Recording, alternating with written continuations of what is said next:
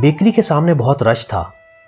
میں نے گاڑی تھوڑی دور پارک کی اور جیسے ہی باہر نکلا وہ یکدم میرے سامنے آ گیا، ایک بھیک مانگتا ہوا ہجڑا یا خواجہ سرا، کاش ہم ان کو کوئی اچھا سا نام دے دیں، صرف اللہ کا بندہ ہی کہہ دیا کریں۔ خیر، میں اس کے بڑے ہوئے ہاتھ کو نظر انداز کر کے آگے بڑھ گیا۔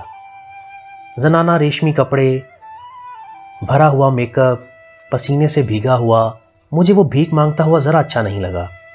اس کی مسکراہٹ بھی بڑی کاروباری سی تھی۔ بیکری سے واپسی پر میرے ہاتھ میں ایک شاپر تھا۔ میں اسی راستے سے واپس گاڑی کی طرف آیا۔ وہ پھر نظر آیا اور میری جانب بڑھا۔ میں نے اس کے لیے خریدا ہوا ٹھنڈا جوس اس کی طرف بڑھا دیا۔ اس نے ایک دوستانہ مسکراہٹ کے ساتھ مجھے دیکھا اور جوس مجھ سے لے لیا۔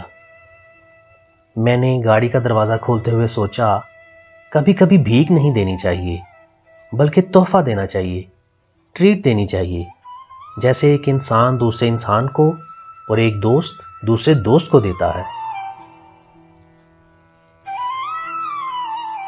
زندگی کی ایسی چھوٹی چھوٹی خوشیوں اور دکھوں کی باتیں سننے کے لیے میرا چینل کو سبسکرائب کر لیجئے، تاکہ ہم مزید ایسی کئی دلچسپ اور سبق آموز باتیں آپ سے شیئر کر سکیں۔